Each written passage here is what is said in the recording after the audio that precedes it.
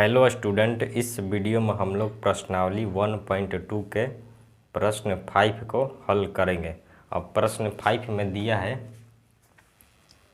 जांच कीजिए कि क्या किसी प्रकृत संख्या n के लिए संख्या 6 का घात n अंक 0 पर समाप्त हो सकती है। तो सबसे पहले हम लोग ये समझेंगे कि किसी भी संख्या का अंक 0 पर समाप्त कब होगी। तो किसी भी संख्या का अंक 0 पर समाप्त होगी यदि वो संख्या 10 से विभाजित हो। यदि वो संख्या 10 से विभाजित होगी तो उस संख्या का अंक 0 पर समाप्त होगी। अगर कोई संख्या 10 से विभाजित हो रही है तो वो संख्या 2 से भी विभाजित होगी और 5 से भी विभाजित होगी। मतलब उस संख्या के गुणनखंड में 2 और 5 का एक युग्म जरूर होगा।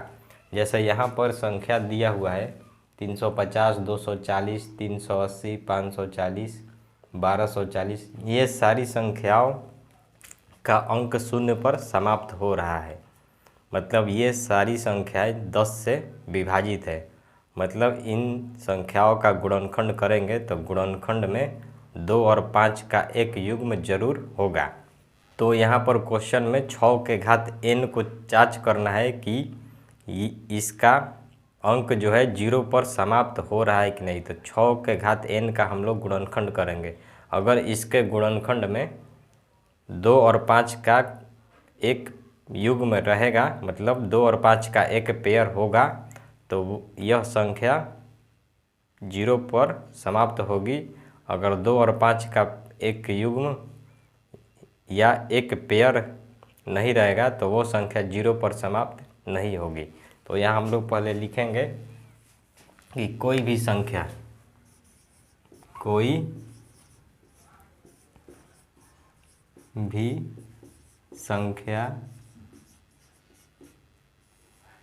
जीरो पर समाप्त होगी यदि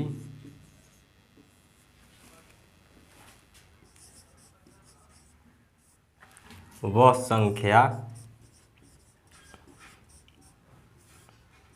10 से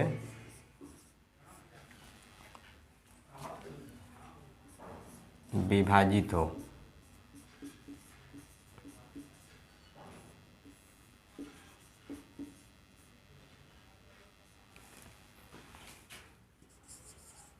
फिर लिखेंगे इसके बाद कि दूसरे शब्दों में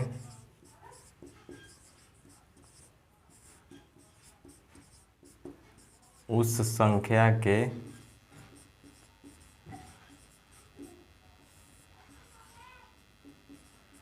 गुणनखंड में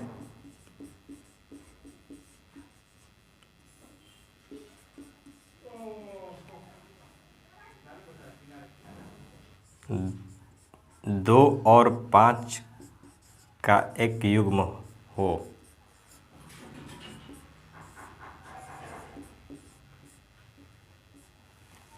सबसे पहले हम लोग लिखेंगे कि कोई भी संख्या 0 पर समाप्त होगी यदि वह संख्या 10 से विभाजित हो। अब इसी को लिखेंगे दूसरे शब्दों में उस संख्या के गुणनखंड में 2 और 5 का एक युग्म हो। अब यहाँ पर 6 का घात n है तो 6 के घात n का गुणनखंड करेंगे। लिखेंगे 6 के घात n का अभाज्य गुणनखंड बराबर 6 को गुणनखंड करेंगे तो होगा 2 × 3 का घात n।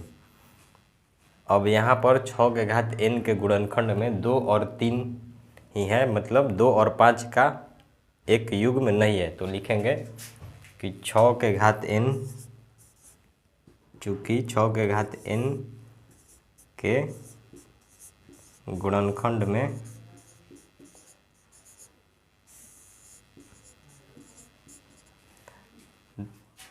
2 और 5 का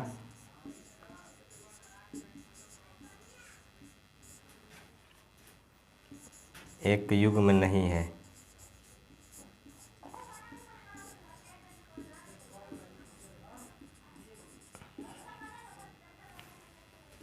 इसलिए